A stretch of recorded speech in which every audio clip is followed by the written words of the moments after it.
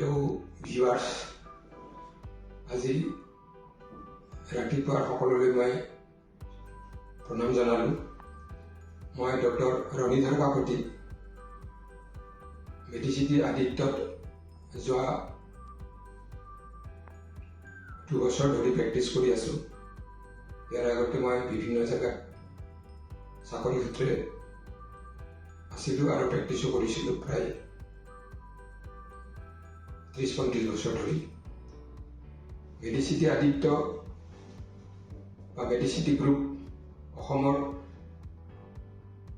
সকলোতকৈ ডাঙৰ day care centre group বুলিও এটা ক'ব পাৰি। ইয়াত যদিও ডে কেয়াৰ বুলি কোৱা হয়, ইমাৰ্জেঞ্চি সাপেক্ষে আমি ৰাতিও ইয়াত পেচেণ্ট ৰখাৰ ব্যৱস্থা আছে। আৰু ENTৰ ফালৰ পৰা মই এইখিনি কথাই ক'ব বিচাৰিছোঁ যে ইয়াত ENTৰ যিখিনি পৰীক্ষা বা যিখিনি বেমাৰ চাব লগা হয়, এই সকলোখিনি আমি ইয়াতে কৰি ল'ম বা কৰাৰ ব্যৱস্থা আছে।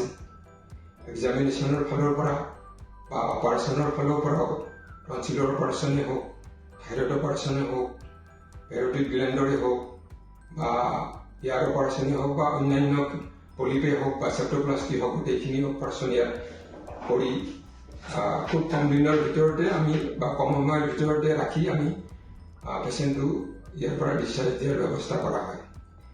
আৰু ইয়াত অভিজ্ঞ এনাস্থেচিষ্ট বা ইমাৰ্জেঞ্চি সাপেক্ষে চাৰ্জাৰী বা অন্যান্য মেডিচিনৰ বিশেষজ্ঞসকলকো লগত লোৱা হয়।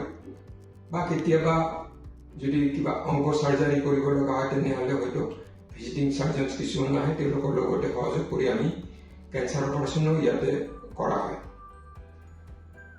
মই ভাবোঁ গোটেই অসম বা নৰ্থ ইষ্টৰ যিখিনি পেচেণ্টে কম সময়ৰ ভিতৰতে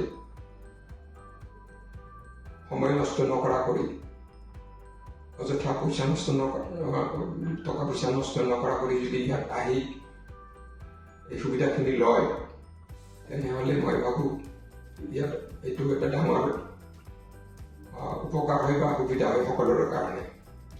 এইখিনি মোৰ গঢ়াই থাকিলে আৰু আমি যিখিনি পাৰোঁ, যিমানখিনি পাৰোঁ নিজৰ নিচিনা কৰি বা উৎকৃষ্টতম সেৱা দিবৰ কাৰণে যত্ন কৰোঁ বা যত্ন কৰি যাম। ধন্যবাদ।